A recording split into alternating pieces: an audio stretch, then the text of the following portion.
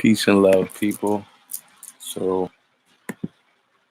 we're going to go over this. On May 23rd, 1933, Congressman Louis T. McFadden brought formal charges against the Board of Governors of the Federal Reserve Bank System, the Comptroller of the Currency, and the Secretary of the United States Treasury for numerous criminal acts, including but not limited to conspiracy, fraud, unlawful conversion, and treason. The petition for articles of impeachment was thereafter referred to the Judiciary Committee and has yet to be acted on. So this electronic booklet should be reprinted, reposted, set up on web pages, and circulated far and wide.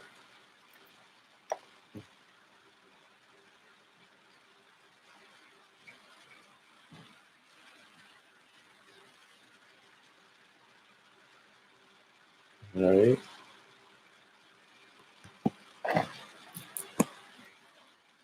Congressman McFadden's speech on the Federal Reserve Corporation. Quotations from several speeches made on the floor of the House of Representatives by the Honorable Louis T. McFadden of Pennsylvania.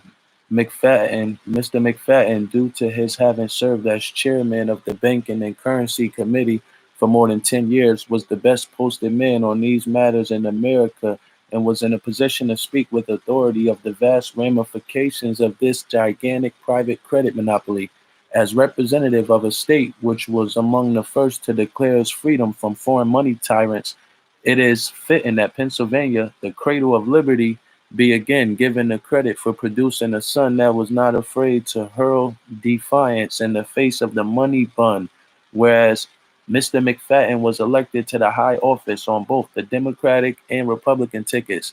There can be no accusation of partisanship lodged against him because these speeches are set out in full in the congressional record. They carry weight that no amount of condemnation on the part of private individuals could hope to carry. The Federal Reserve, a corrupt institution. Mr. Chairman, we have in this country one of the most corrupt institutions the world has ever known. I refer to the Federal Reserve Board and the Federal Reserve Banks, hereinafter called the Fed. The Fed has cheated the government of these United States and the people of the United States out of enough money to pay the nation's debt.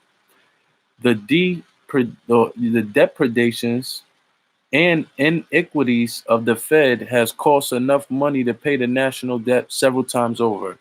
This evil institution has impoverished and ruined the people of these United States, has bankrupted itself, and has practically bankrupted our government.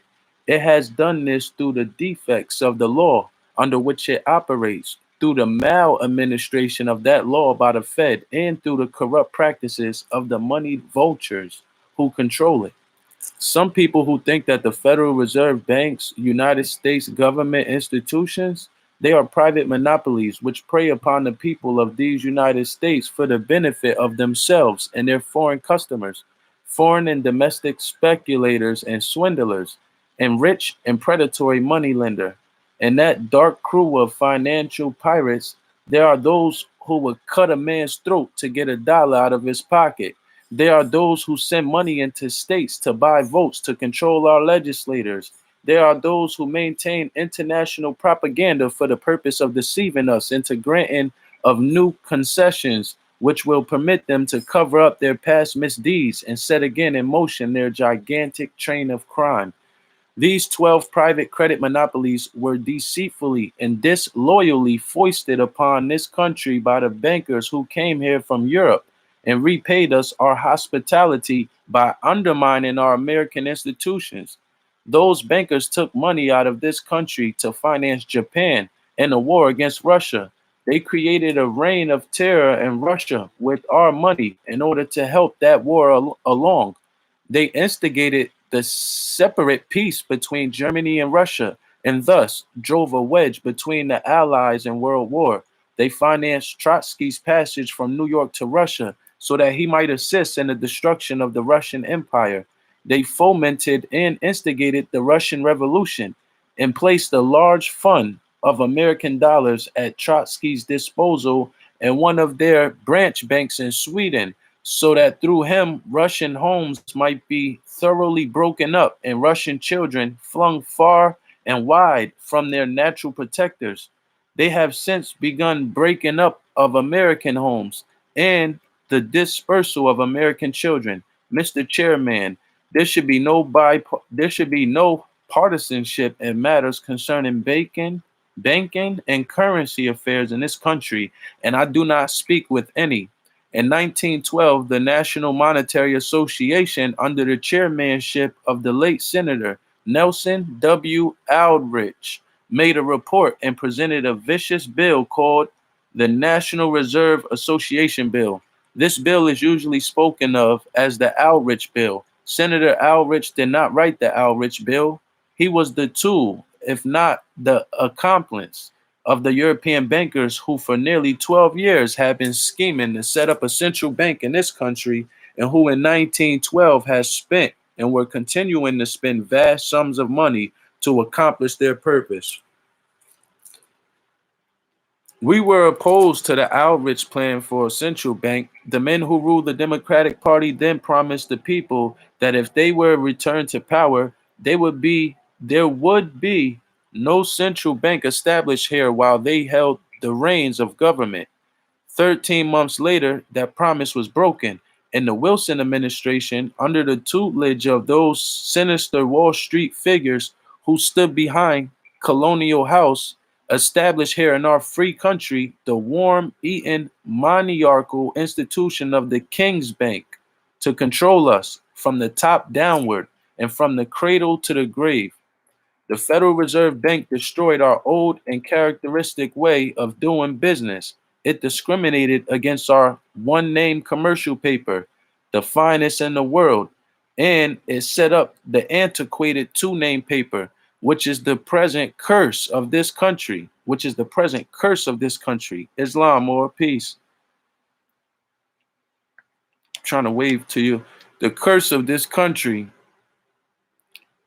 Um, and which wrecked every country which has ever given it scope. It fastened down upon the country the very tyranny from which the framers of the Constitution sought to save us. President Jackson's time. One of the greatest battles for the preservation of this republic was fought out here in Jackson's time, when the Second Bank of the United States, founded on the same false principles of those which are here exemplified in the Fed, was hurled out of existence. After that, in 1837, the country was warned against the dangers that might ensue if the predatory interests, after being cast out, should come back in disguise and unite themselves to the executive, and through him acquire control of the government. This is what the predatory interests did when they came back in the livery of hypocrisy and under false pretenses obtained the passage of the Fed. And then it goes in and says, the danger that the country was warned against came upon us and is shown in the long train of horrors attended upon the affairs of the traitorous and dishonest Fed. Look around you when you leave this chamber, and you will see evidence of it in all sides. This is an era of misery, and for the conditions that cause that misery, the Fed are fully liable. This is an era of finance crime, and in the financing of crime, the Fed does not play the part of a disinterested spectator. It has been said that the droughts man who was employed to write the text of the Aldrich Bill, because that had been drawn up by lawyers, by acceptance bankers of European origin in New York. It was a copy, in general, a translation of the statutes of the Reichsbank and other European central banks. $500,000 was spent on the part of the propaganda organized by these bankers for the purpose of misleading public opinion and giving Congress the impression that there was an overwhelming popular demand for it and the kind of currency that goes with it, namely an asset currency based on human debts and obligations. Dr. H. Parker Willis had been employed by Wall Street and propagandists, and when the Aldrich measure failed, he obtained employment with Carter Glass to assist in drawing the banking bill for the Wilson administration. He appropriated the text of the Outreach Bill. There's no secret about it. The text of the Federal Reserve Act was tainted from the first. A few days before the bill came to a vote, Senator Henry Cabot Lodge of Massachusetts wrote to Senator John W. Weeks as follows: New York City, December 17th, 1913. Keesler Peace. Throughout my public life, I have supported all measures designed to take the government out of the banking business. This bill puts the government into the banking business as never before in our history. The powers vested in the Federal Reserve Board seem to me highly dangerous, especially where there is political control of the board. I should be sorry to hold stock in a bank subject to such dominations. The bill, as it stands, seems to me to open the way to a vast inflation of the currency. I had hoped to support this bill, but I cannot vote for it because it seems to me to contain features and to rest upon principles in the highest degree menacing to our prosperity, to stability in business, and to the general welfare of the people of the United States. Very truly yours, Henry Cabot Lodge. In 18 years that have passed since Senator Lodge wrote that letter of warning, of mourning, all of his predictions have come true. The government is in the banking business as never before. Against its will, it has been made the backer of horse thieves and card sharps, bootleggers, smugglers, speculators, and swindlers in all parts of the world. Through the Fed, the riffraff of every country is operating on the public credit of the United States government. The Great Depression. Meanwhile, and on account of it, we ourselves are in the midst of the greatest depression we have ever known. From the Atlantic to the Pacific, our country has been ravaged and laid waste by the evil practices of the Fed and the interests which control them. At no time in our history has the general welfare of the people been at a lower level or the minds of the people so full of despair. Recently, in one of our states, 60,000 dwelling houses and farms were brought under the hammer in a single day. 71,000 houses and farms in Oakland County, Michigan, were sold and their erstwhile owners dispossessed. The people who have thus been driven out of the wastage of the Fed, they are the victims of the Fed. Their children are the new slaves of the auction blocks and the revival of the institution of human slavery. The scheme of the Fed. In 1913, before the Senate Banking and Currency Committee, Mr. Alexander Lassen made the following statement: the whole scheme of the Fed with its commercial paper is an impractical, cumbersome machinery. It's simply a cover to secure the privilege of issuing money and to evade payment of as much tax upon circulation as possible, and then control the issue and maintain instead of reducing interest rates. It will prove to the advantage of the few and the detriment of the people. It will mean continued shortage of actual money and further extension of credits. For when there's a shortage for when there's a shortage of money, people have to borrow to their cost. A few days before the Fed passed, Senator Root denounced the Fed as an outrage on our liberties. He predicted long before we wake up from our dream of prosperity through an inflated currency, our gold, which alone could have kept us from catastrophe, will have vanished, and no rate of interest will tempt it to return. If ever a prophecy came true, that one did. The Fed became law the day before Christmas Eve in the year 1913, and shortly afterwards, the German international bankers, Kuhn, Loeb, and Co., sent one of their partners here to run it. The Fed note is essentially unsound. It is the worst currency and the most dangerous that this country has ever known. When the proponents of the act saw that the democratic doctrine would not permit them to let the proposed banks issue the new currency as banknotes, they should have stopped at that. They should not have foisted that kind of currency, namely an asset currency, on the United States government. They should not have made the government liable on the private debts of individuals and corporations, and least of all, on the private debts of foreigners. As As Keymer says, Fed notes, therefore, in form, have some of the qualities of government paper money, but in substance are almost a pure asset currency possessing a government guarantee against which contingency the government has made no provision whatever.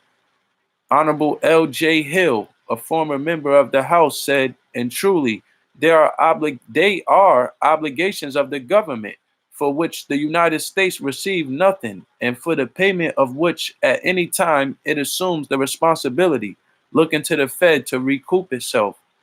If this United States is to redeem the Fed notes, when the general public finds it costs to deliver this paper to the Fed, and if the government has made no provisions for redeeming them, the first element of unsoundness is not far to seek. Before the Banking and Currency Committee, when the bill was under discussion, Mr. Krauser of Cincinnati said the imperial power of elasticity of the public currency is wielded exclusively by the central corporations owned by the banks. This is a life and death power over all local banks and all businesses. It can be used to create or destroy prosperity, to ward off or cause stringencies and panics.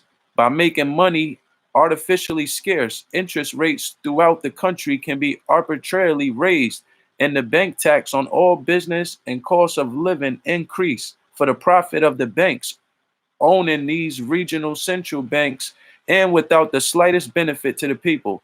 The 12 corporations together cover and monopolize and use for private gain every dollar of the public currency and all public revenue of the United States. Not a dollar can be put into circulation among the people by their government without the consent of and on terms fixed by these 12 private money trusts.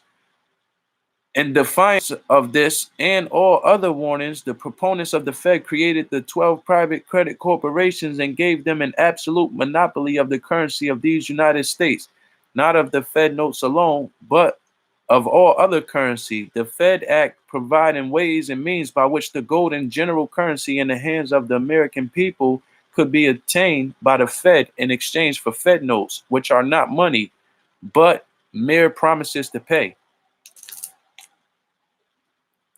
It says, since the evil day when this was done, the initial monopoly has been extended by vicious amendments to the Fed and by the unlawful and treasonable practices of the Fed. Money for the Scottish distillers. Mr. Chairman, if a Scottish distiller wishes to send a cargo of Scotch whiskey to these United States, he can draw his bill against the purchasing bootlegger in dollars. And after the bootlegger has accepted it by writing his name across the face of it, the Scotch distiller can send that bill to the nefarious open discount market in New York City, where the Fed will buy it and use it as collateral for a new issue of Fed notes. Thus, the government of these United States pay the Scotch distiller for the whiskey before it is shipped. And if it is lost on the way, or if the Coast Guard seizes it and destroys it, the Fed simply write off the loss and the government never recovers the money that was paid to the Scotch distiller. While we are attempting to enforce prohibition here, the Fed are in the distillery business in Europe and paying bootlegger bills with public credit of these United States. Mr. Chairman, by the same process, they compel our government to pay the German brewer for his beer. Why should the Fed be permitted to finance the brewing industry in Germany, either in this way or as they do by compelling small and fearful United States banks to take stock in the Eisenbeck Brewery and in the Germany Bank for Brewing Industries? Mr. Chairman, if Dynamite Noble of Germany wishes to sell dynamite in Japan to use in Manchuria or elsewhere, it can drew its bill against the Japanese customers in dollars and send that bill to the nefarious open discount market in New York City, where the Fed will buy it and use it as collateral for a new issue of Fed notes, while at the same time, the Fed will be helping Dynamite Noble by stuffing its stock into the United States banking system.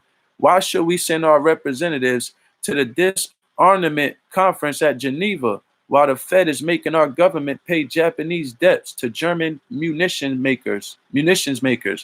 Mr. Chairman, If a German wishes to raise a crop of beans and sell them to a Japanese customer, he can draw a bill against his prospective Japanese customer in dollars and have it purchased by the Fed and get the money out of this country at the expense of the American people before he has even planted the beans in the ground.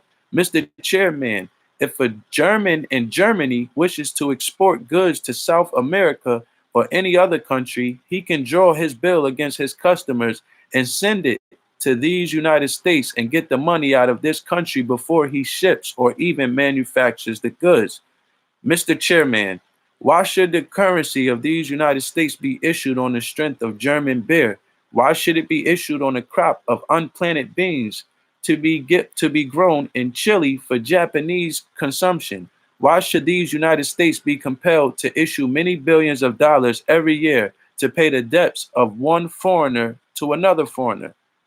Was it for this that our national bank depositors had their money taken out of our banks and shipped abroad? Was it for this that they had to lose it? Why should the public credit of these United States and likewise money belonging to our national bank depositors be used to support foreign brewers, narcotic drug vendors, whiskey distillers, wig makes, human hair merchants, Chilean bean growers to finance the munition factories of Germany and Soviet Russia? The United States has been ransacked. The United States has been ransacked and pillaged. Our structures have been gutted and only the walls are left standing. While being perpetrated, everything the world would rake up to sell us was brought in here at our expense by the Fed until our markets were swamped and unneeded and unwanted imported goods priced far above their value and make to equal the dollar volume of our honest exports and to kill or reduce our favorite balance of trade. As agents of the foreign central banks, the Fed try by every means in their power to reduce our favorable balance of trade. They act for their foreign principle and they accept fees from foreigners for acting against the best interests of these United States. Naturally, there has been great competition among foreigners for the favors of the Fed. What we need to do is send the reserves of our national banks home to the people who earned and produced them and who still own them, and to the banks which were compelled to surrender them to predatory interests. Mr. Chairman, there's nothing like the Fed pool of confiscated bank deposits in the world. It is a public through of American wealth in which the foreigners claim rights equal to or greater than Americans. The Fed are the agents of the foreign central banks. They use our bank depositors' money for the benefit of their foreign principles. They barter the public credit of the United States government and hire it are to foreigners at a profit to themselves, hired it out to foreigners. All this is done at the expense of the United States government and at a sickening loss to the American people. Only our great wealth enabled us to stand the drain of it as long as we did. We need to destroy the Fed, wherein our national reserves are impounded for the benefit of the foreigners. We need to save America for Americans. Spurious securities. Mr. Chairman, when you hold a $10 or 10 Fed note in your hand, you are holding a piece of paper which sooner or later is going to cost the United States government $10 in gold, unless the government is obliged to go off the gold standard. It is based on Limburger cheese, reported to be in foreign warehouses, or in cans purported to contain peas, but many contain salt water instead, or horse meat, illicit drugs, bootlegger, fancies, rags, and bones from Soviet Russia, of which these United States imported over $1 million worth last year. On wines, whiskey, natural gas, goat and dog fur, garlic on a string, and Bombay ducks. If you like to have paper money, which is secured by such commodities, you have it in Fed note. If you desire to obtain the thing of value upon which this paper currency is based, that is the Limburger cheese, the whiskey, the illicit drugs, or any of the other staples, you will have a very hard time finding them. Many of these worshipful commodities are in foreign countries. Are you going to Germany to inspect her warehouses to see if the specified things of value are there? I think more. I do not think that you will find them there if you did go. On April 27th, 1932, the Fed outfit sent $750,000 belonging to American bank depositors in gold to Germany. A week later, another $300,000 in gold was shipped to Germany. About the middle of May, 12 million in gold was shipped to Germany by the Fed. Almost every week, there's a shipment of gold to Germany. These shipments are not made for profit on the exchange since the German marks are below parity with the dollar. Mr. Chairman, I believe that the national bank depositors of these United States have a right to know what the Fed are doing with their money. There are millions of national bank depositors in the country who do not know that a percentage of every dollar they deposit in a member bank of the Fed goes automatically to American agents of the foreign banks, and that all their deposits can be paid away to foreigners without their knowledge or consent by the crooked machinery of the Fed and the questionable practices of the Fed. No problem with the next paragraph in original. Mr. Chairman, the American people should be told the truth by their servants in office. In 1930, we had over a $500 million outstanding daily to finance foreign goods stored in or shipped between several billion dollars. What goods are these on which the Fed yearly pledged several dollars? It is in its yearly total, this item amounts to several billions of dollars of the public credit of these United States. What goods are those which are hidden in European and Asiatic stores, have not been seen by any officer? Yeah, it say Asiatic stores. See?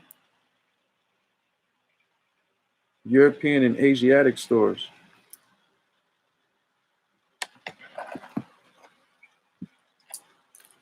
What goods are those which are hidden in European and Asiatic stores, have not been seen by any officer of our government, but which are being financed on the public credit of the United States government? What goods are those upon which the 17 United States government is being obligated by the Fed to issue Fed notes to the extent of several billions of dollars a year? The bankers' acceptance racket. The Fed have been international banks from the beginning, with these United States as their enforced banker and supplier of currency.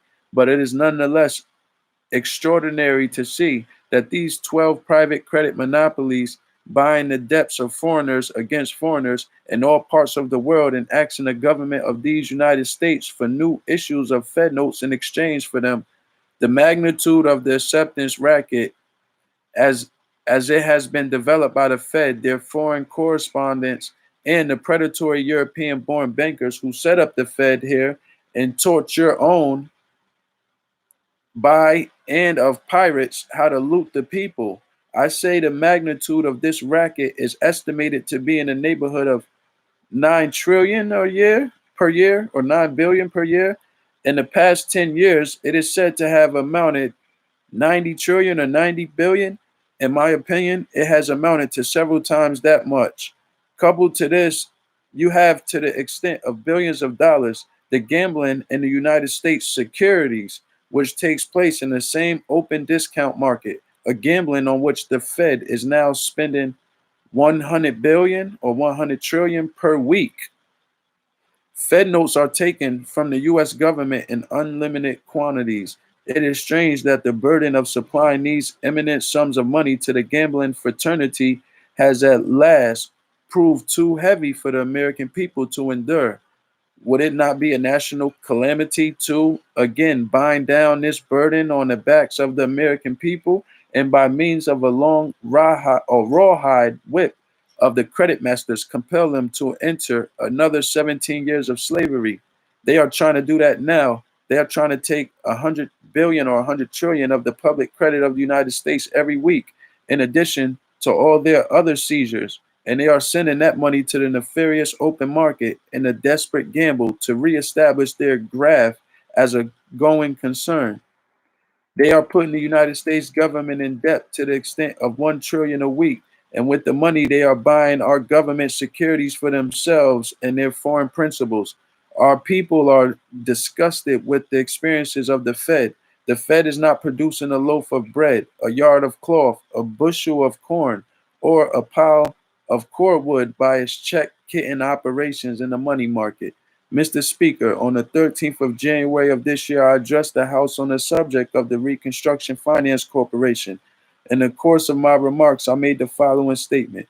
In 1928, the member banks of the Fed borrowed 60,598,690,000 from the Fed on their 15-day promissory notes. Think of it, $60 billion payable on demand in gold in the course of one single year.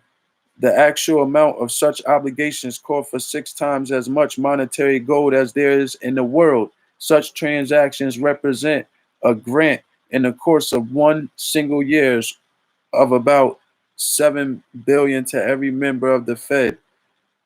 Is it any wonder that American labor, which ultimately pays the cost of all banking operations of this country, has at last proved unequal to the task of supplying this huge total of cash and credit for the benefit of the stock market manipulators and foreign swindlers? In 1933, the Fed presented the staggering amount of 60,598,690,000 to its member banks at the expense of the wage earners and taxpayers of these United States. In 1929, the year of the stock market crash, the Fed advanced 58 billion to member banks. In 1930, while the speculating banks were getting out of the stock market at the expense of the general public, the Fed advanced them 13,022,782,000. This shows that when the banks were gambling on the public credit of these United States as represented by the Fed currency, they were subsidized to any amount they required by the Fed. When the swindle began to fall, the bankers knew it in advance and withdrew from the market. They got out with whole skins and left the people of these United States to pay the piper. My friend from Kansas, Mr. McGuggan, has stated that he thought the Fed lent out money on rediscounting. So they do, but they lend comparatively little that way. The real discounting that they do has been called a mere penny in the slot business. It is so slow for genuine high flyers, they discourage it. They prefer to subsidize their favorite banks by making them 60 million advances, and they prefer to acquire assistance in the notorious open discount market in New York, where they can use it to control the price of stocks and bonds on the exchanges. For every dollar they advanced on discounts in 1928, they lent $33 to their favorite banks, for whom they do a business of several $billion income tax on their profits to these United States. The John Law swindle. This is the John Law swindle over again. The theft of Teapot Dome was trifling compared to it. What king ever robbed his subject to such an extent as the Fed has robbed us? Is it any wonder that there have been lately 90 cases of starvation in one of the New York hospitals? Are there any wonder that the children are being abandoned?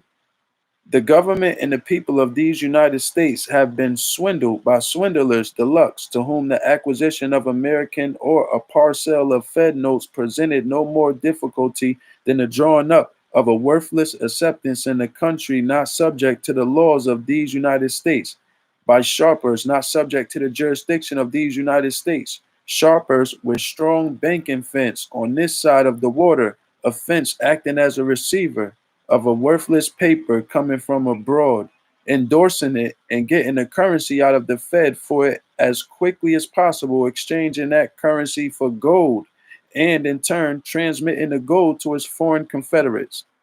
Ivan Kruger, the Match King. Such were the exploits of Ivor Cougar, Mr. Hoover's friend, and his rotten Wall Street bankers. Every dollar of the billions Kruger and his gang drew out of this country on acceptances were drawn from the government and the people of the United States through the Fed. The credit of the United States government was peddled to him by the Fed for their own private gain. This is what the Fed has been doing for many years. They have been peddling the credit of this government and the signature of this government to the swindlers and speculators of all nations.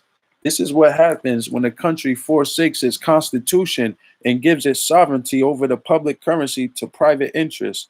Give them the flag and they will sell it. The nature of Kruger's organized swindle and the bankrupt condition of Kruger's combined was known here last June when Hoover sought to exempt Kruger's loan to Germany of 125 billion from the operation of the Hoover moratorium. The bankrupt condition of Kruger's swindle was known last summer when 30 million was taken from the American taxpayers by certain bankers in New York for the ostensible purpose of permitting Kruger to make a loan to Colombia. Colombia never saw that money. The nature of Kruger's swindle was known here in January when he visited his friend, Mr. Hoover, at the White House. It was known here in March before he went to Paris and committed suicide. Mr. Chairman, I think the people of the United States are entitled to know how many billions of dollars were placed at the disposal of Kruger and his gigantic combined by the Fed, and to know how much of our government's currency was issued and lost in the financing of that great swindle in the years during which the Fed took care of Kruger's requirements. A few days ago, the President of the United States, with the white face and shaking hands, went before the Senate on behalf of the moneyed interests and asked the Senate to levy a tax on the people so that foreigners might know that these United States would pay its debt to them. Most Americans thought it was the other way around. What does these United States owe foreigners? When and by whom was the debt incurred? It was incurred by the Fed when they peddled the signature of the government to foreigners for a price. It is what the United States government has to pay to redeem the obligations of the Fed. Thieves go scot free. Are you going to let these thieves get off scot free? Is there one law for the looter who drives up to the door of the United States Treasury in his limousine, and another for the United States veteran who are sleeping on the floor of a dilap- dilapidated house on the outskirts of Washington? The Baltimore and Ohio Railroad is here asking for a large loan from the people and the wage earners and the taxpayers of these United States. It is begging for a handout from the government. It is standing cap in hand at the door of the RFC, where all the jackals have gathered to the feast. It is asking for money that was raised from the people by taxation and wants this money of the poor for the benefit of Cohen, Love and Company and CO, the German international bankers. Is there one law for the Baltimore and Ohio Railroad and another for the hungry veterans it threw off its freight cars the other day? Is there one law for sleek and prosperous swindlers who call themselves bankers and another law for the soldiers who defend the flag? The RFC is taking over these worthless securities from the investment trust with United States Treasury money at the expense of the American taxpayer and the wage earner. It will take 20 years to redeem our government, 20 years of penal servitude to pay off the gambling debts of the traitorous Fed and to vast flood of American wages and savings, bank deposits, and the United States government credit which the Fed exported out of this country to their foreign principals. The Fed lately conducted an anti-hoarding campaign here.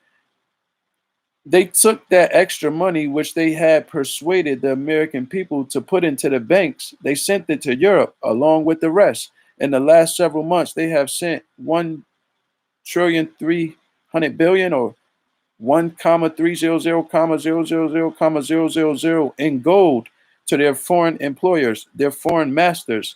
And every dollar of that gold belonged to the people of these United States and was unlawfully taken from them. Fiat money. Mr. Chairman, within the limits of time, within the limits of the time allowed me, I cannot enter into a particularized discussion of the Fed. I have singled out the Fed currency for a few remarks because there has lately been some talk here of fiat money. What kind of money is being pumped into the open discount market and through it into foreign channels and stock exchanges? Mr. Mills of the Treasury has spoken here of this horror of the printing presses and his horror of dishonest money. He has no horror of dishonest money. If he had, he would be no party to the present gambling of the Fed in a nefarious open discount market of New York, a market in which the sellers are represented by 10 discount corporations owned and organized by the very banks which own and control the Fed. Fiat money indeed. What Mr. Mills is fighting for is the preservation, whole and entire, of the banker's monopoly of all the currency of the United States government. Mr. Chairman, last December, I introduced a resolution here asking for an examination and an audit of the Fed in all related matters. If the House sees fit to make such an investigation, the people of these United States will obtain information of great value. This is a government of the people, by the people, for the people. Consequently, nothing should be concealed from the people. The man who deceives the people is a traitor to these United States. The man who knows or suspects that a crime has been committed and who conceals and covers up that crime is an accessory to it. Mr. Speaker, it is a monstrous thing for this great nation of people to have its destinies presided over by a traitorous government board acting in secret concert with international usurers. Every effort has been made by the Fed to conceal its powers, but the truth is the Fed has usurped the government. It controls everything here, and it controls all of our foreign relations. It makes and breaks governments at will. No man and no body of men is more entrenched in power than the arrogant credit monopoly which operated the Fed. What national government has permitted the Fed to steal from the people should now be restored to the people. The people have a valid claim against the Fed. If that claim is enforced, the Americans will not need to stand in the breadline or to suffer and die of starvation in the streets. Women will be saved, families will be kept together, and American children will not be dispersed and abandoned. Here's a Fed note. Immense numbers of the notes are now held abroad. I am told that they amount to upwards of $1 billion. They constitute a claim against our government and likewise a claim against our people's money to the extent of 1,300,000,000,000 or yeah, within the last few months been shipped abroad to redeem Fed notes and to pay other gambling debts of the traitorous Fed. The great part of our money stock has been shipped to other lands.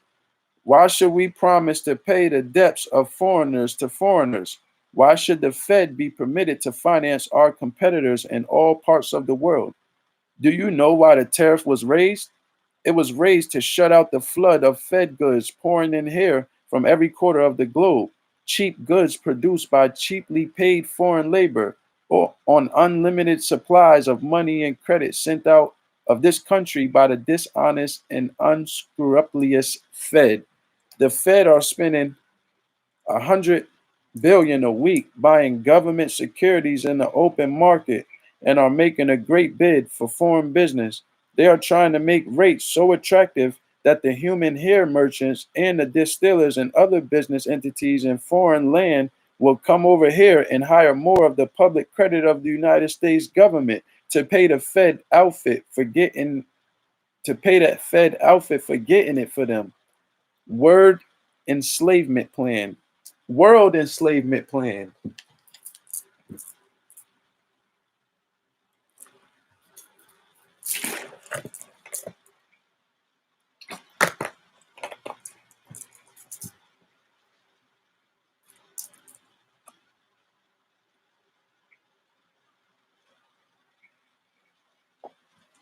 Says Mr. Chairman,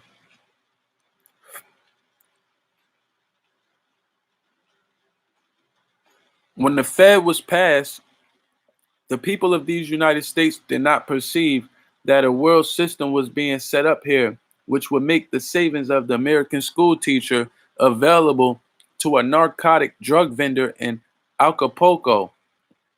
They did not perceive that these United States was to be lowered to a position of a coolie country, which has nothing but raw material and heart, that Russia was destined to supply the manpower, and that this country was to supply the financial power to an international superstate, a superstate controlled by international bankers and international industrialists acting together to enslave the world for their own pleasure. The people of these United States are being greatly wronged. They have been driven from their employments. They have been dispossessed from their homes. They have been evicted from their rented quarters. They have lost their children. They have been left to suffer and die for lack of shelter, food, clothing, and medicine. The wealth of these United States and the working capital have been taken away from them and has either been locked in the vaults of certain banks and the great corporations or exported to foreign countries for the benefit of the foreign customers of these banks and corporations. So far as the people of the United States are concerned, the cupboard is bare. Is it true that the warehouses and coal yards and grain elevators are full, but these are padlocked and the great banks and corporations hold the keys? The sack of these United States by the Fed is the greatest crime in history. Mr. Chairman, a serious situation confronts the House of Representatives today. We are trustees of the people, and the rights of the people are being taken away from them. Through the Fed, the people are losing the rights guaranteed to them by the Constitution. Their property has been taken from them without due process of law. Mr. Chairman, common decency requires us to examine the public accounts of the government and see what crimes against the people's welfare have been committed. What is needed here is a return to the Constitution of these United States. The old struggle that was fought out here in Jackson's time must be fought over again. The independent United States Treasury should be reestablished, and the government should keep its own money under lock and key in the building the people provided for that purpose. Asset currency, the device of the swindlers, should be done away with. The Fed should be abolished, and the state boundaries should be respected. Bank reserves should be kept within the boundaries of the states whose people own them, and this reserve money of the people should be protected so that the international bankers and acceptance bankers and discount dealers cannot draw it away from them. The Fed should be repealed, and the Fed banks having violated their charters should be liquidated immediately. Faithless government officials who have violated their oaths of office should be impeached and brought to trial. Unless this is done by us, I predict that the American people, outraged, pillaged, insulted, and betrayed as they are in their own land, will rise in their wrath and will sweep the money changers out of the temple. Mr. Chairman, the United States is bankrupt. It has been bankrupted by the corrupt and dishonest Fed. It has repudiated its debts to its own citizens. Its chief foreign creditor is Great Britain, and a British bailiff has been at the White House, and the British agents are in the United States Treasury making inventory arranging terms of liquidations. Great Britain, partner in blackmail. Mr. Chairman, the Fed has offered to collect the British claims in full from the American public by trickery and corruption. If Great Britain will help to conceal its crimes, the British are shielding their agents, the Fed, because they do not wish that system of robbery to be destroyed here. They wish it to continue for their benefit. By means of it, Great Britain has become the financial mistress of the world. She has regained the position she occupied before the World War. For several years, she has been a silent partner in the business of the Fed, under threat of blackmail or by their bribery or by their native treachery to the people of the United States. The officials in charge of the Fed unwisely gave Great Britain eminence gold loans, running into hundreds of millions of dollars. They did this against the law. Those gold loans were not single transactions. They gave Great Britain a borrowing power in the United States of billions. She squeezed billions out of this country by means of her control of the Fed. As soon as the Hoover moratorium was announced, Great Britain moved to consolidate her gains. After the treacherous signing away of American rights at the Seven Power Conference at London in July 1931, which put the Fed under the control of the Bank of International Settlements, Great Britain began to tighten the hangman's noose around the neck of the United States.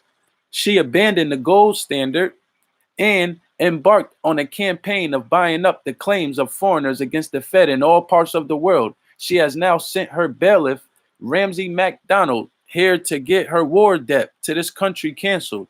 But she has a club in her hands. She has title to the gambling debts which the corrupt and dishonest Fed incurred abroad. Ramsey MacDonald, the Labor Party deserter, has come here to compel the president to sign on a dotted line, and that is what Roosevelt is about to do. Roosevelt will endeavor to conceal the nature of his action from the American people, but he will obey the international bankers and transfer the war debt that Great Britain should pay to the American people to the shoulders of the American taxpayers. Mr. Chairman, the bank holiday in the several states was brought about by the corrupt and dishonest Fed. These institutions manipulated money and credit and caused the states to order bank holidays. These holidays were frame ups. They were dress rehearsals for the National Bank holiday, which Franklin D. Roosevelt promised Sir Ramsey MacDonald that he would declare. There was no national emergency here when Franklin D. Roosevelt took office, except in the bankruptcy of the Fed, a bankruptcy which has been going on undercover for several years and which has been concealed from the people so that the people will continue to permit their bank deposits and their bank reserves and their gold and the funds of the United States Treasury to be impounded in these bankrupt institutions. Under the cover, the predatory international bankers have been stealthily transferring the burden of the feds to the people's treasury and to the people themselves. They, the farms and the homes of the United States, to pay for their thievery.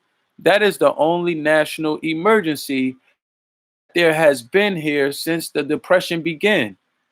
The week before the bank holiday was declared in New York State, the deposits in the New York saving banks were greater than the withdrawals. There were no runs on New York banks. There was no need of a bank holiday in New York or of a national holiday.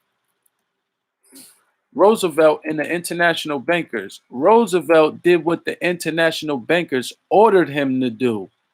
Do not deceive yourself, Mr. Chairman, or permit yourself to be deceived by others into the belief that Roosevelt's dictatorship is in any way intended to benefit the people of the United States. He is preparing to sign on the dotted line. He is preparing to cancel the war debts by fraud. He is preparing to internationalize this country and to destroy our Constitution itself in order to keep the Fed intact as a money institution for foreigners. Mr. Chairman, I see no reason why citizens of the United States should be terrorized into surrendering their property to the international bankers who own and control the Fed. The statement that gold would be taken from its lawful owners if they did not voluntarily surrender it to private interests show that there is an anarchist in our government. Peace and love, Noble. The statement that it is necessary for the people to give their gold, the only real money, to the banks in order to protect the currency is a statement of calculated dishonesty. By his unlawful usurpation of power on the night of March 5th, 1933, and by his proclamation, which in my opinion was in violation of the Constitution of the United States, Roosevelt divorced the currency of the United States from gold, and the United States currency is no longer protected by gold. It is therefore sheer dishonesty to say that the people's gold is needed to protect the currency. Roosevelt ordered the people to give their gold to private interests, that is, to banks, and he took control of the banks, the mafia, so that all the gold and gold values, the international bankers, the gangsters, the banksters, so that all the gold and gold values in them or given into them might be handed over to the predatory international bankers who own and control the Fed. Roosevelt cast his lot with the usurers. He agreed to save the corrupt and dishonest at the expense of the people of the United States. He took advantage of the people's confusion and weariness and spread the dragnet over the United States to capture everything of value that was left in it. He made a great haul for the international bankers. The Prime Minister of England came here for money. He came here to collect cash. He came here with Fed currency and other claims against the Fed, which England had brought up in all parts of the world, and he has presented them for redemption in gold. Mr. Chairman, I am in favor of compelling the Fed to pay their own debts. I see no reason why the general public should be forced to pay the gambling debts of the international bankers. Roosevelt seizes the gold. We'll hit y'all with a song and then we'll come right back into this. Make sure y'all hit that like button, share this out, and subscribe to the channel. Hit y'all with a little song real quick. Hey, what you say? Maybe you should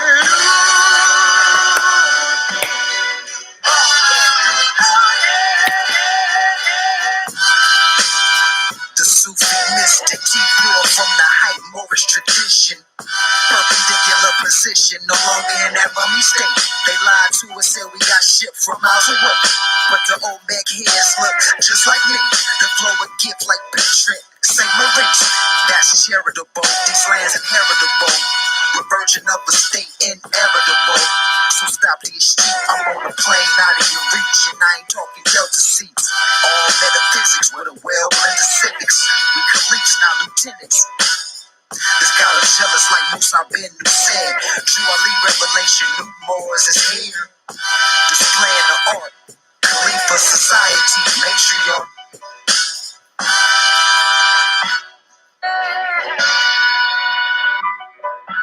Moorish master MC, also a grand sheep. Delectable Negro, barbecue and the clan meat.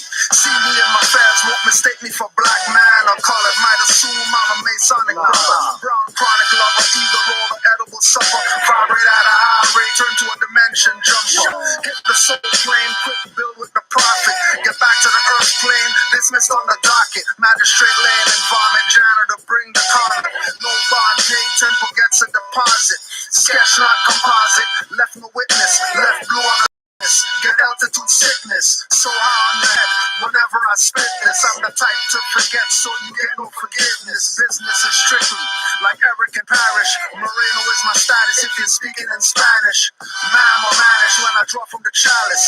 Looking like the paintings of Arabs. Tiger head rug in the palace, accepting your challenge. Final glove slap since you thought I was average. Carried by 1,000 scarabs over the hot sand. Last name comes from Moors that rule Scots land. Black or Moors you thought Elizabeth got banned. Drew Ali name known again was not planned. Try to call me Indian, no that will not stand. Forget to say the prayer, now I feel I'm in Copland. Forgot the amethyst, start rubbing on stone shaman. Cause a glitch in the matrix, stop feds from charging. Body frozen walking past, the eyes enlarging. With a ray gun like Marvin Martian. That's all folks when we activate carbon. End it all like arson, or your face on a carton.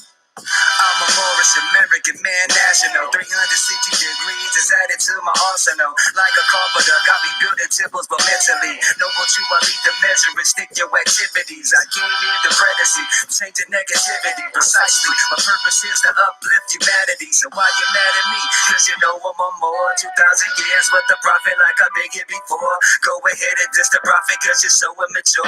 When justice come knock at your door, bodies will get the floor. Like a fofo, puzzle your brain just like a jigsaw. Movie cut your head off and did we play ping pong. Looking through the peephole cause you hear the ding dong. I don't sing songs, I'm the champ with no ring zone. Who gives a fuck about King Kong? I'm ready to go and when I die I scream out Yeehaw like kids on. Cause my last words would be Islam. What up, Mom? My higher self is keeping me this calm.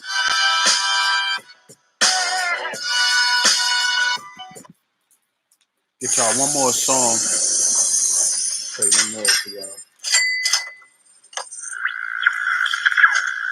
Most important thing in business is honesty, integrity, hard work.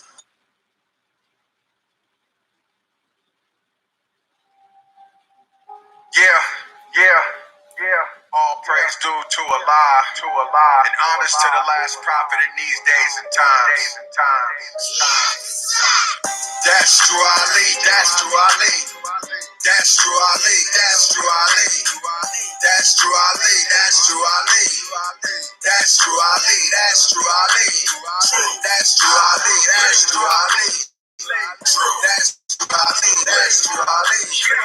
That's true, Ali. That's true, Ali. That's true, Ali. That's true, Ali. It ain't no question where these lessons are coming from. In Norfolk Maxim still flexing, dancing to the drums. They going dumb like, bruh, we ain't think you come. From out of heaven, throw up the seven, sliding through the slums. Go 101 with my day ones and blow out this holy breath. Facing the east, two on the right, five on the left. We got them for flex, we running through checks. We here now, we know who we are. We follow the prophet, we thinking we got it. The science here, we on the star. All this love like elder bars, but the cold case be the new charge. We be on bars, this be our margin with the young life in a double lottie car. Jacket dark, got the seed in it. I'm infinite, I'm seed in it. All I see is sight, I'm seed in it. All I see is soldiers, see the sentence. See the star crest, his roof missing, had to learn the lesson. Let justice catch him in the third dimension. The last problem they forgot to mention. Pay attention, gas the engine, tunnel vision, change my condition. Here to visit throughout existence, my existence, I allow my witness. That's true, Ali. That's true, Ali. That's true, Ali. That's true, Ali. That's true, Ali. That's true, Ali.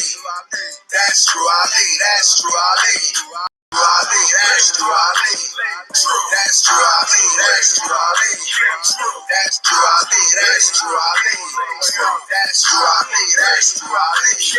You praise and honor, see the charter hanging on the wall. Just peace and love to the family, ain't no smoke involved. Just say a prayer, read the law, the great meeting song. We ain't gone, let's make a bond, we a new nation. Organization, rockin' fast, but I'm not a mason. My conversations about creation and getting reparation. I'm concentrating on the science, next generation. We at the station in rotation for the elevation. Communication kinetically, feel the vibration. I know the relation, elevate, this the proclamation. Reincarnation, thinking basic, now we thinking ancient. Mind racing, a demonstration on a Friday. It's not a game, it's the MST of A. And we don't point the way of modern day Yahshua. Came through here with the wisdom of a younger Tuma. We honor Buddha, we honor Muhammad, and we honor Confucius. That's true, Ali. That's true, Ali. That's true, Ali. That's true, Ali. That's true, Ali. That's true, Ali. That's true, Ali. That's true, Ali. That's true, Ali. That's true, Ali. That's true, Ali. That's true, Ali. That's true, Ali. That's true, Ali. That's true, Ali. That's true, Ali. Flag flying up on Mount Zion. Doves crying. We out here walking with lions. The new alliance, we out here pushing this science out of compliance. Still slide up like wake up, you sleeping. Respect from the grave, young Lazarus, ride the wave, getting paid. We in the bay, we Muslims, we not slaves. Next phase, we copping the rape by faith. We got by the prophet, can't knock it, we here now. Woke up this morning like every day. Look to the clouds, golden child, you a lost seed. Divine creed, finding victory, symmetry. Everything chemistry, everything energy, everything symmetry, everything true Ali, everything true Ali, everything true Ali. That's true Ali, that's true Ali. That's true Ali, that's true Ali. That's true Ali, that's true Ali.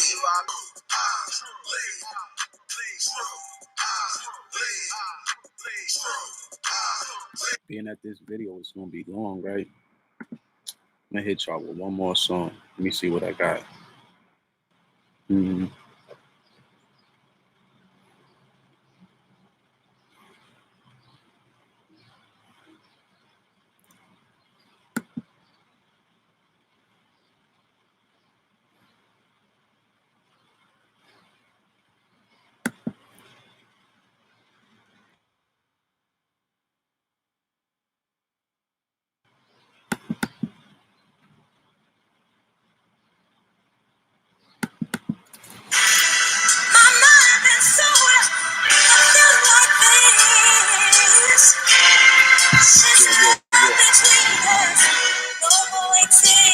This is my song to the Most High, who created all life on earth, like the birds that fly, the sweet air we breathe, all the plants and trees, the sun, and every planet in the galaxy. Yo, they feeding us bullshit with all these books.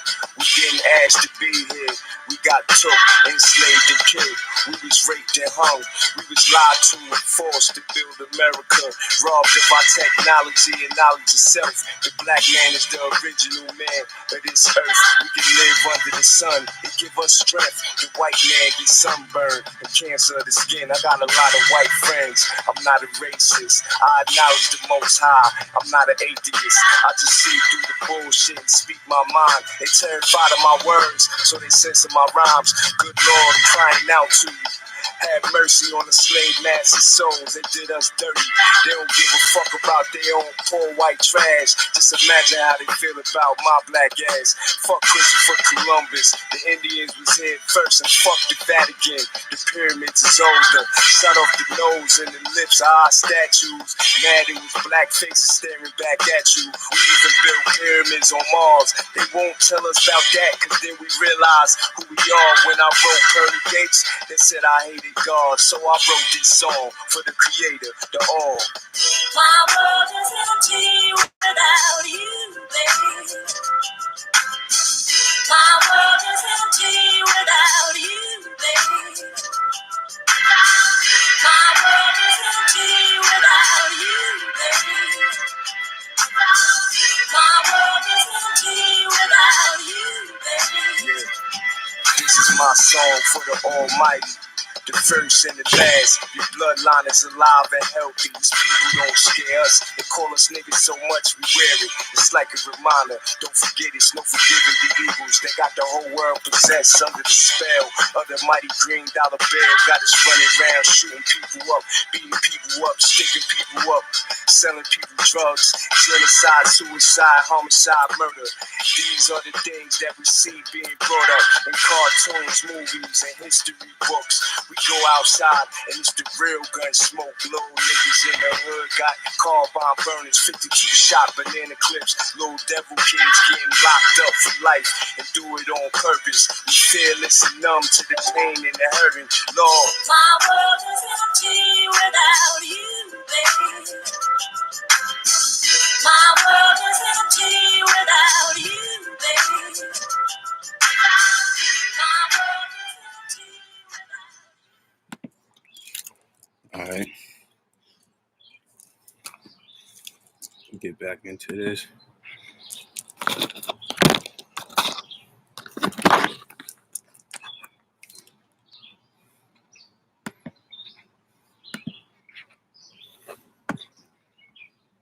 So where's we at?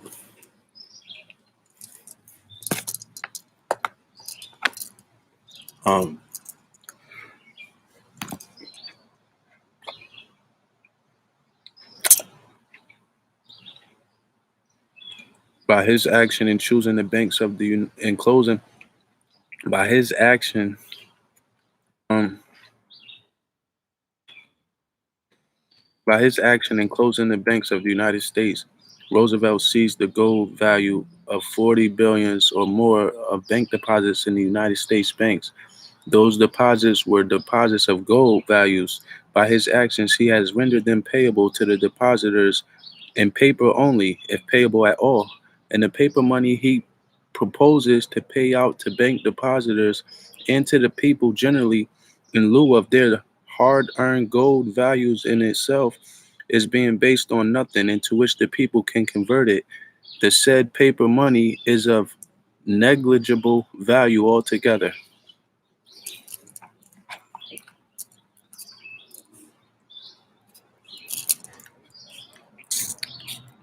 It is the money of slaves, not of freemen.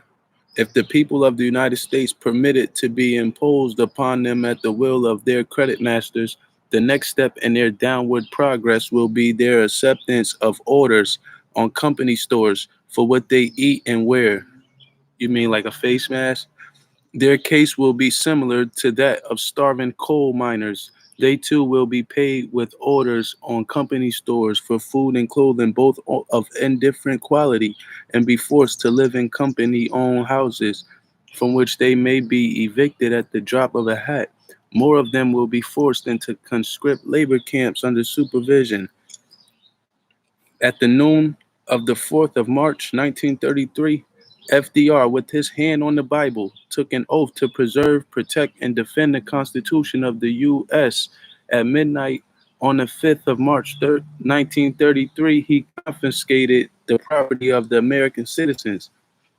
He took the currency of the United States standard of value. He repudiated the internal debt of the government to its own citizens. He destroyed the value of the American dollar. He released or endeavored to release the Fed from their contractual liability to redeem Fed currency in gold or lawful money on a parity with gold. He depreciated the value of the national currency.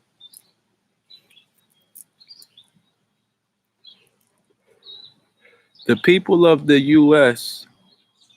or the people of America are now using unredeemable paper slips for money. The Treasury cannot redeem that paper in gold or silver. The gold and silver of the Treasury has unlawfully been given to the corrupt and dishonest Fed, and the administration has since had the effrontery to raid the country for more gold for the private interest by telling our patriotic citizens that their gold is needed to protect the currency. It is not being used to protect the currency. It is being used to protect the corrupt and dishonest Fed. The directors of these institutions have committed criminal offenses against the United States government, including the offense of making false entries on their books and the still more serious offense of unlawfully abstracting funds from the United States Treasury. Roosevelt's gold raid is intended to help them out of the pit they dug for themselves when they gambled away the wealth and savings of the American people. Dictatorship. The international bankers set up a dictatorship here because they wanted a dictator who would protect them. They wanted a dictator who would protect them. They wanted a dictator who would issue a proclamation giving the Fed an absolute and unconditional release from their special currency in gold or lawful money of any Fed bank. Has Roosevelt relieved any other class of debtors in this country from the necessity of paying their debts? He has made a proclamation of telling the farmers that they need not pay their mortgages. He has made a proclamation to the effect that mothers of starving children need not pay their milk bills. Hold on. Has he made a proclamation telling the farmers that they need not pay their mortgages? Has he made a proclamation to the effect that mothers of starving children need not pay their milk bills? Has he made a proclamation relieving householders from the necessity of paying rent? Roosevelt's two kind of laws. Not he. He has issued one kind of proclamation only, and that is a proclamation to relieve international bankers and the foreign debtors of the United States government. Mr. Chairman, the gold in the banks of this country belongs to the American people who have paper money contracts for it in the form of national currency.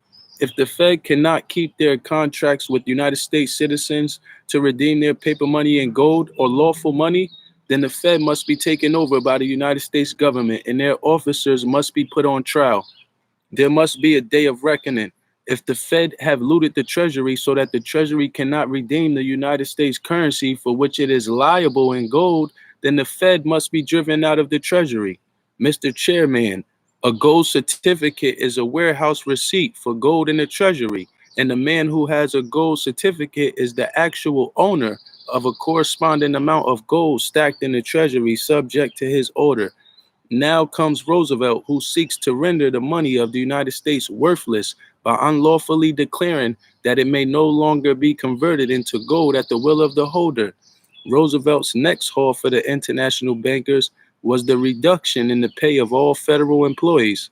Next in order are the veterans of all wars, many of whom are aged and infirm, and others sick and disabled. These men had their lives adjusted for them by acts of Congress, determining the amounts of the pensions. And while it is meant that every citizen should sacrifice himself for the good of the United States, I see no reason why those poor people, these aged Civil War veterans and war widows, and half-starved veterans of the World War should be compelled to give up their pensions for the financial benefit of the international vultures who have looted the Treasury, bankrupted the country, and traitorously delivered the United States to a foreign foe. There are many ways of raising revenue that are better than the barbaric act of injustice. Why not collect from the Fed the amount they owe the U.S. Treasury in interest on all the Fed currency they have taken from the government? That will put billions of dollars into the U.S. Treasury. If FDR is as honest as he pretends to be, he will have that done immediately. And in addition, why not compel the Fed to disclose their profits and to pay the government its share? Until this is done, it is rank dishonesty to talk of maintaining the credit of the US government. My own salary as a member of Congress has been reduced, and while I am willing to give my part of it that has been taken away from me to the US government, I regret that the US has suffered itself to be brought so low by the vultures and crooks who are operating the roulette wheels and faro tables in the Fed that is now obliged to throw itself on the mercy of its legislators and charwomen, its clerks, and its poor pensioners, and to take money out of our pockets to make good the defalcations of the international bankers who were placed in control of the treasury and given the monopoly of U.S. currency by the misbegotten Fed. I am well aware that the international bankers who drive up to the door of the United States Treasury in their limousines look down with scorn upon members of Congress because we work for so little while they draw millions a year. The difference is that we earn or try to earn with what we get, and they steal the greater part of their takings. Enemies of the people they rob. I do not like to see vivisections performed on human beings. I do not like to see the American people used for experimental purposes by the credit masters of the United States. We've been hearing that word recently a lot, experimental, right? They predicted among themselves that they would be with the KKK crack shot. It was all experiment. They predicted in syphilis, Tuskegee. They predicted among themselves that they would be able to produce a condition here in which American citizens would be completely humbled and left starving and penniless in the streets.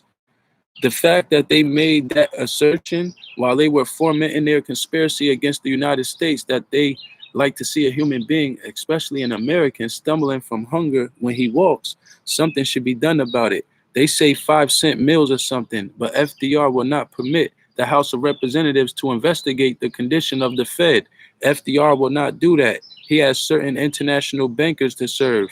They not look to him as the man higher up who will protect them from the just wrath of an outraged people. The international bankers have always hated our pensioners. A man with a small pension is a ward of the government. He is not dependent upon them for salary or wages. They cannot control him. They do not like him. It gave them great pleasure, therefore, to slash the veterans. But FDR will never do anything to embarrass his financial supporters. He will cover up the crimes of the Fed. Before he was elected, Mr. Roosevelt advocated a return to the earlier practices of the Fed, thus admitting its corruptness. The Democratic platform advocated a change in the personnel of the Fed. These were campaign bait. As a prominent Democrat likely remarked to me, there's no new deal. The same old crowd is in control. The claims of foreign creditors of the Fed have no validity in law.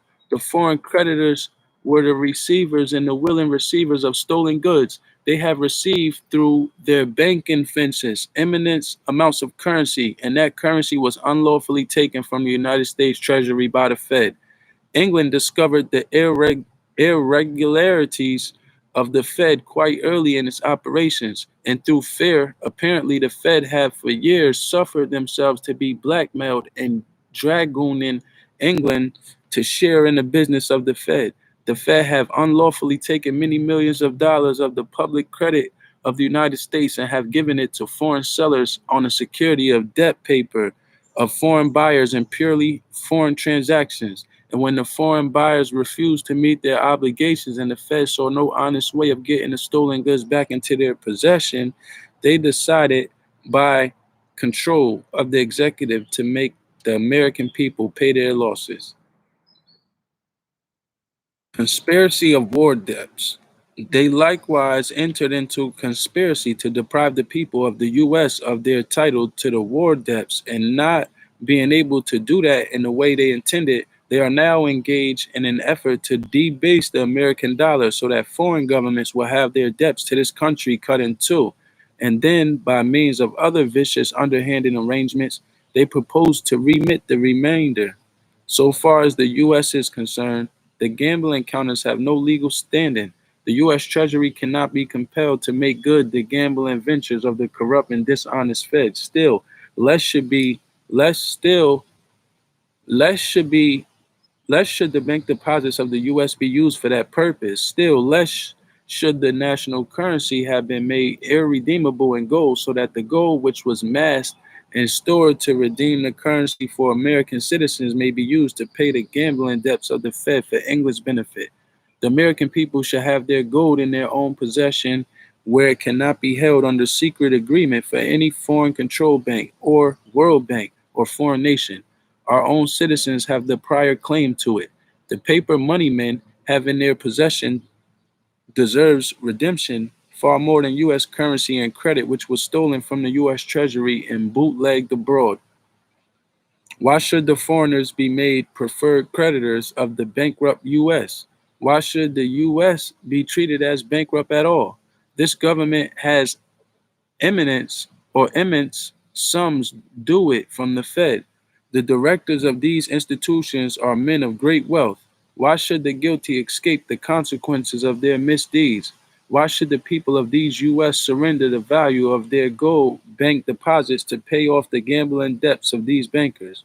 Why should Roosevelt promise foreigners that the U.S. will play the part of a good neighbor meeting its obligations?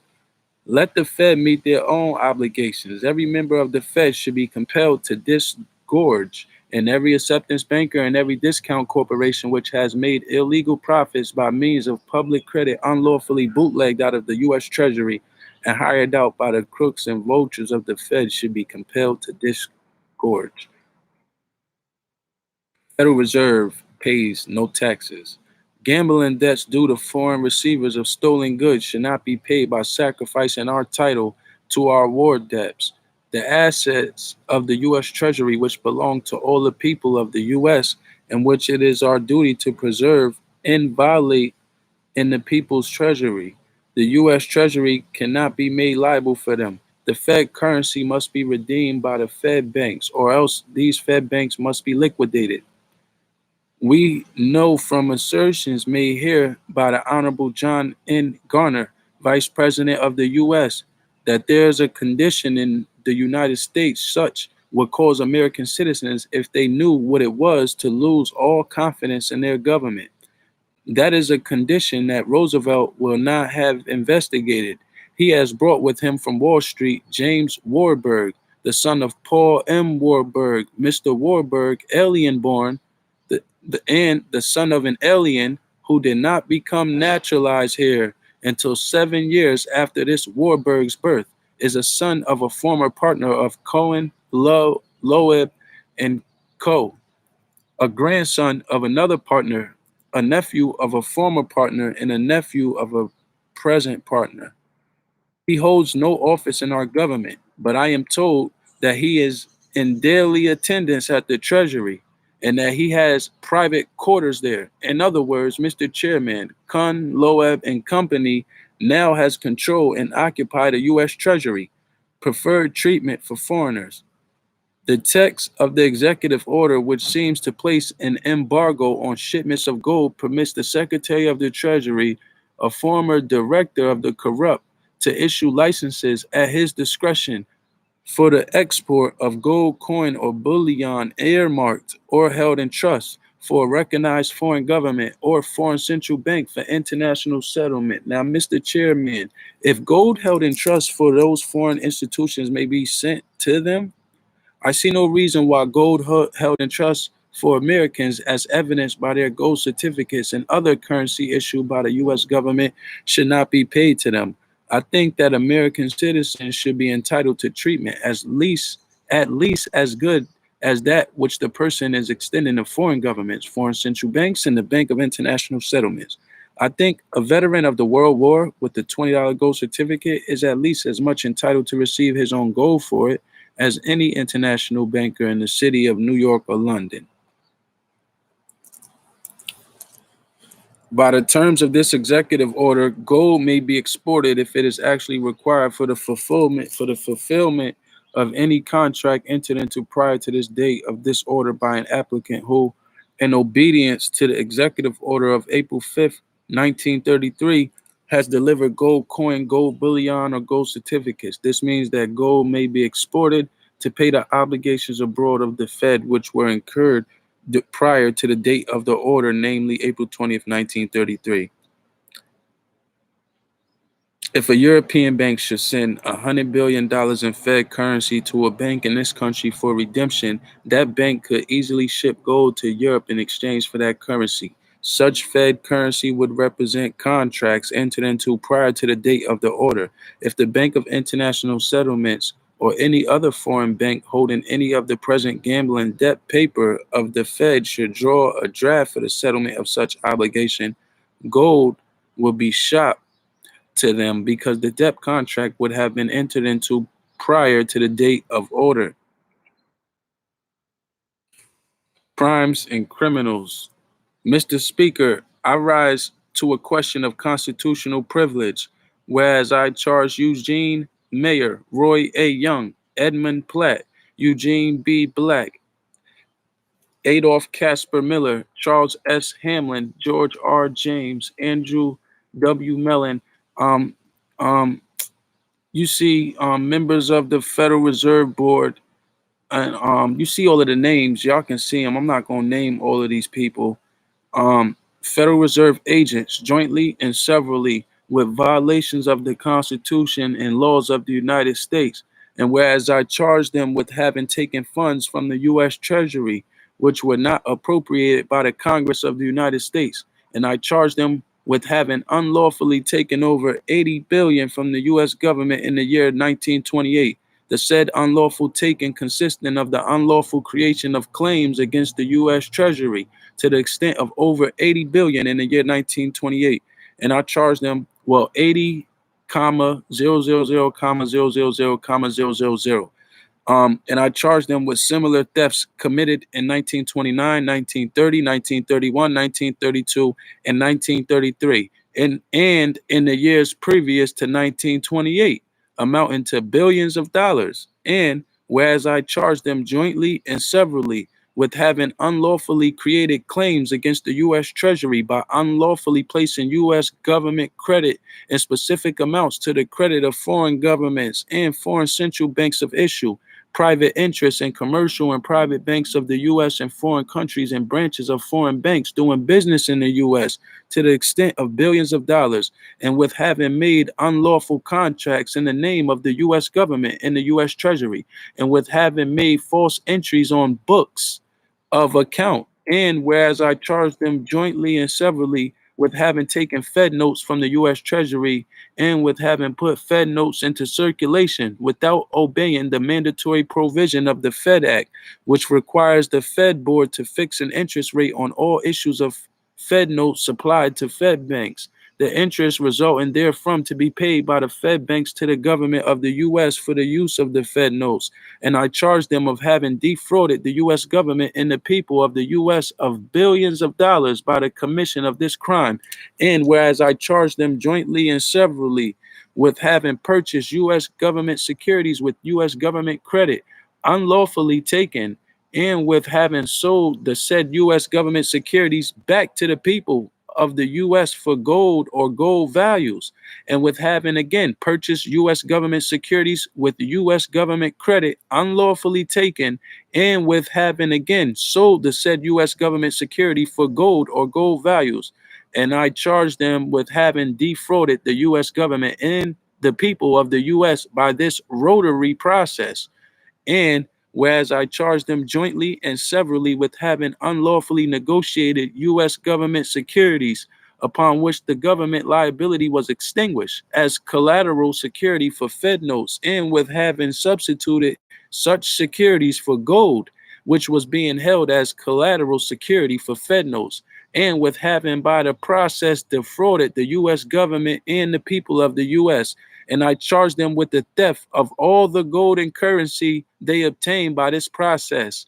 And whereas I charge them jointly and severally with having unlawfully issued Fed currency on false, worthless, and fictitious acceptances and other circulating evidence of debt, and with having made unlawful advances of Fed currency, and with having unlawfully permitted renewals of acceptances and renewals of other circulating evidences of debt, and with having permitted acceptance bankers and discount dealer corporations and other private bankers to violate the banking laws of the U.S. And whereas I charged them jointly and severally with having conspired to have evidences of debt to the extent of 1 billion artificially created at the end of February 1933 and early in March 1933, and with having made unlawful issues and advances of Fed currency on the security of said artificially created evidences of debt for a sinister purpose, and with having assisted in the execution of said sinister purpose,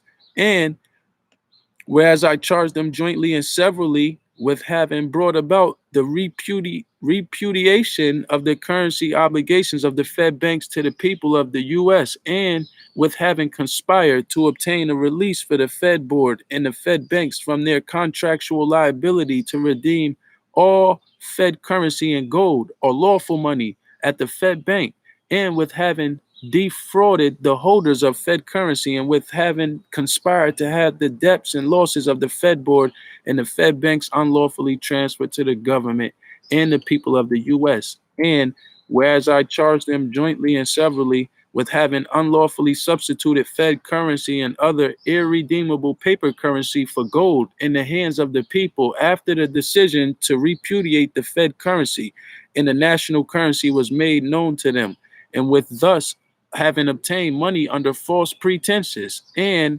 whereas I charged them jointly and severally with having brought about a repudiation of the notes of the U.S. in order that the gold value of the said currency might be given to private interests, foreign governments, foreign central banks of issues, and the Bank of International Settlements, and the people of the U.S. to be left without gold or lawful money, and with no currency other than a paper currency irredeemable in gold. And I charge them with having done this for the benefit of private interests, foreign governments, foreign central banks of issue, and the Bank of International Settlements. And whereas I charge them jointly and severally with conniving with the edge law banks and other edge law institutions, accepting banks and discount corporations, foreign central banks of issue, foreign commercial banks, foreign corporations, and foreign individuals with funds unlawfully taken from the U.S. Treasury. And I charge them with having unlawfully permitted and made possible new financing for foreigners at the expense of the U.S. Treasury to the extent of billions of dollars, and with having unlawfully permitted and made possible to bring in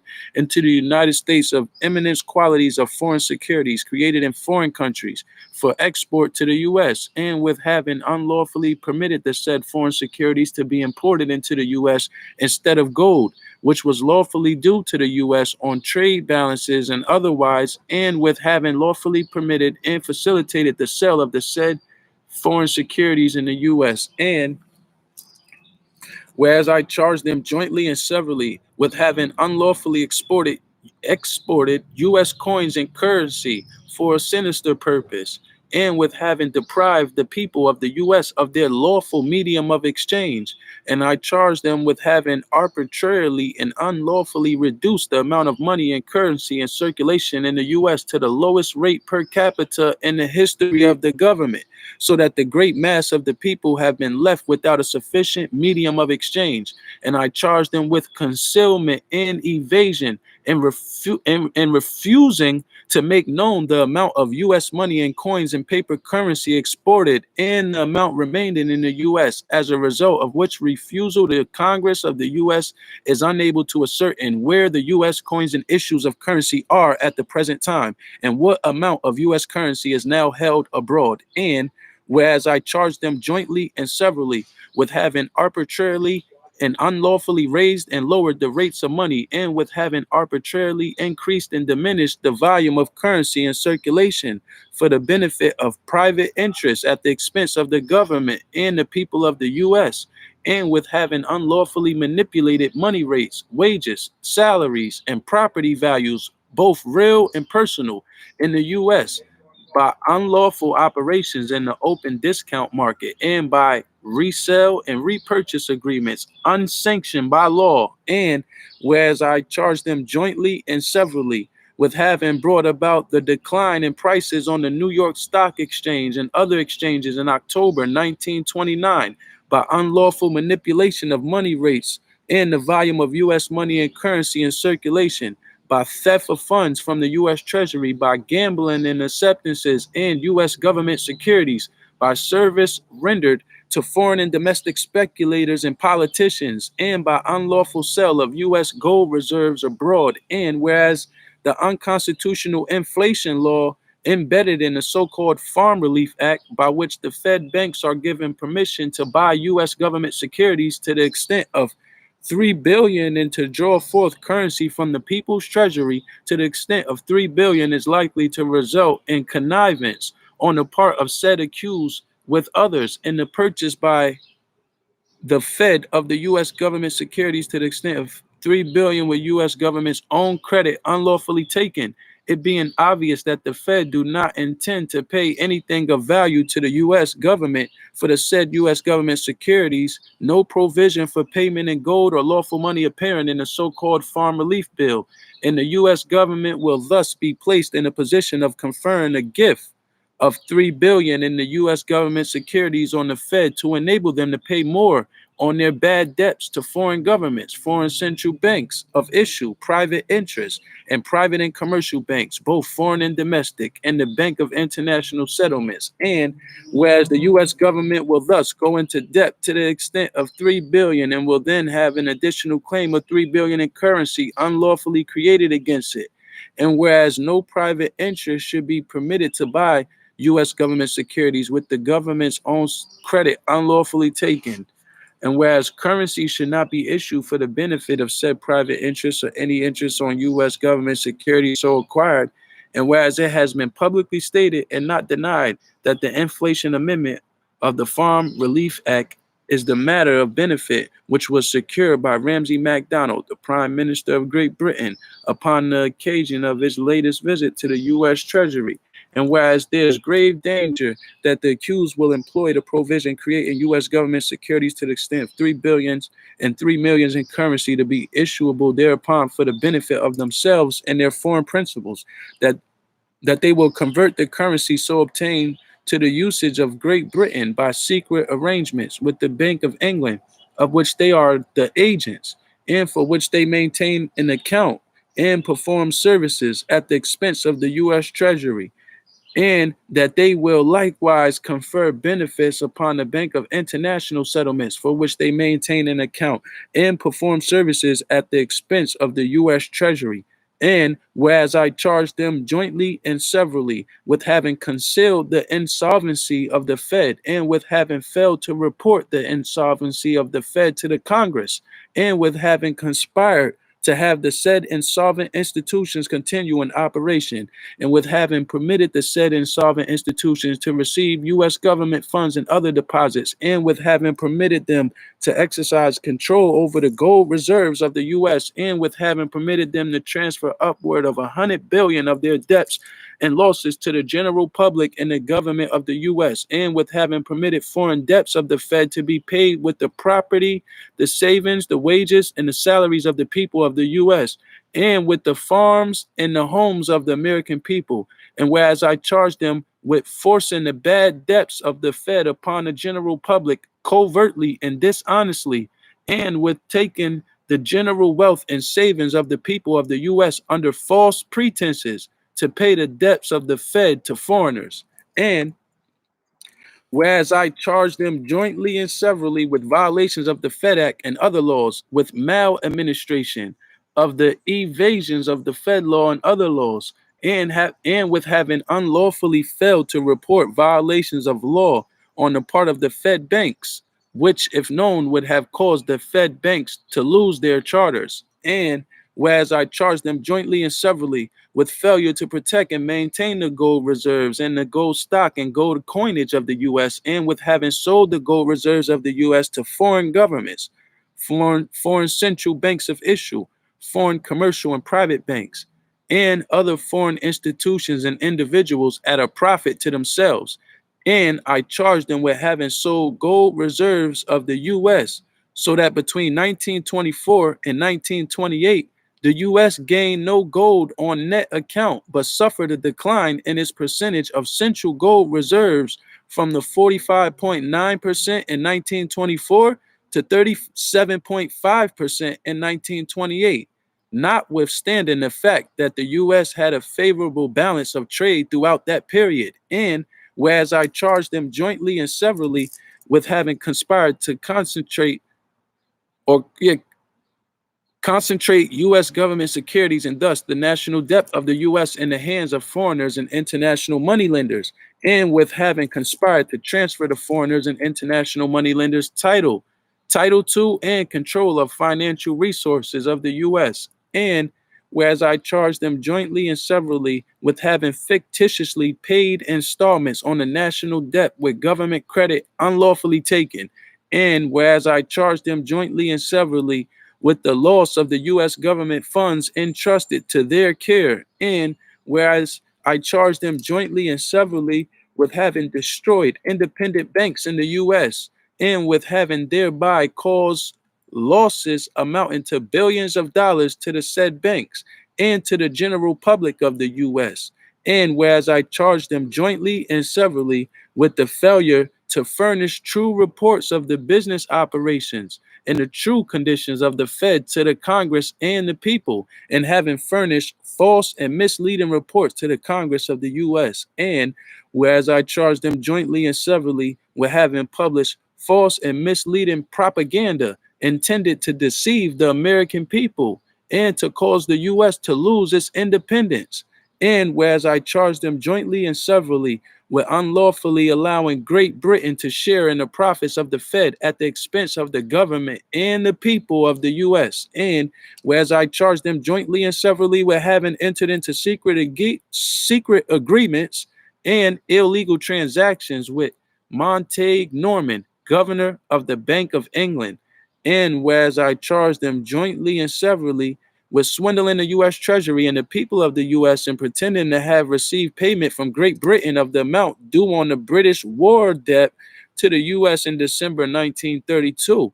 And whereas I charged them jointly and severally with having conspired with their foreign principals and others to defraud the U.S. government and to prevent the people of the U.S. from receiving payment of the war debts due to the U.S. from foreign nations. And whereas I charged them jointly and severally with having robbed the U.S. government and the people of the U.S. by their theft and sale of the gold reserves of the U.S. and other unlawful transactions, created a deficit in the U.S. Treasury, which has necessitated to a large extent the destruction of our national defense and the reduction of the U.S. Army and the U.S. Navy and other branches of the national defense. And whereas I charged them jointly and severally of having reduced the U.S. from a first-class power to one that is dependent, and with having reduced the U.S. from a rich and powerful nation to one that is internationally poor. And whereas I charged them jointly and severally with the crime of having treasonable conspired and acted against the peace and security of the U.S., and with having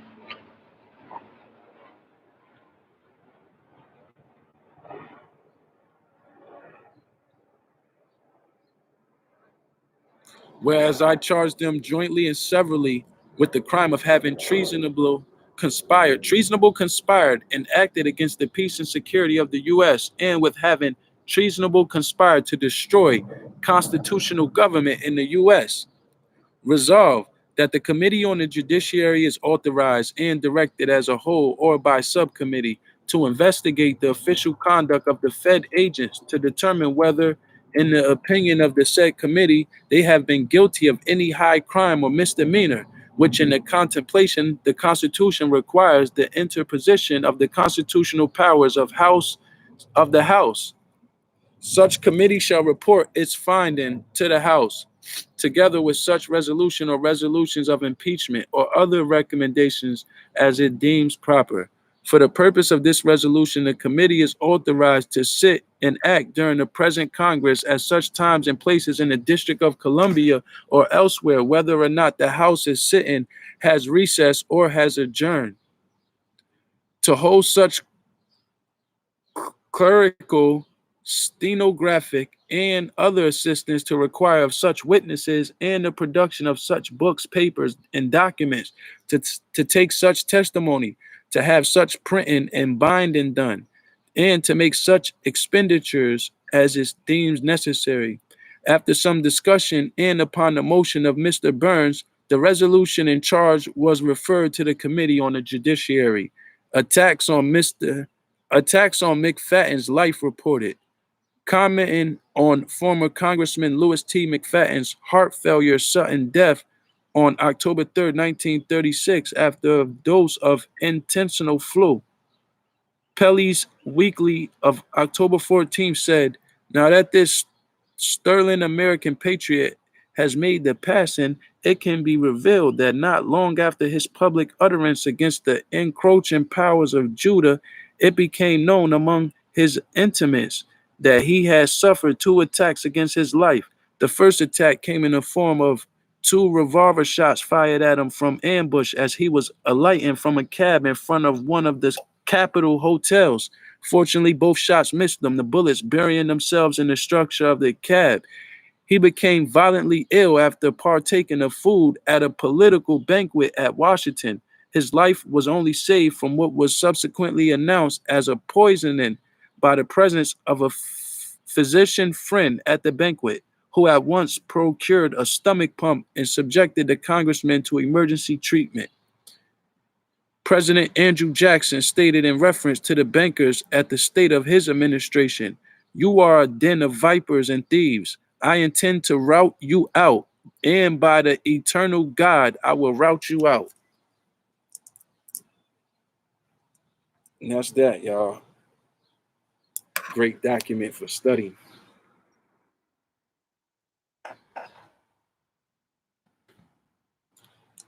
And if you measure this with Article 1, Section 10, and then with James Traficant, 1993, when he exposed the United States bankruptcy, all of it is start making sense. It already probably makes sense, but put this, and you can try to go find a congressional record. But this was somebody doing a exposure. So we're gonna end this off, and I'll check y'all out later. Peace.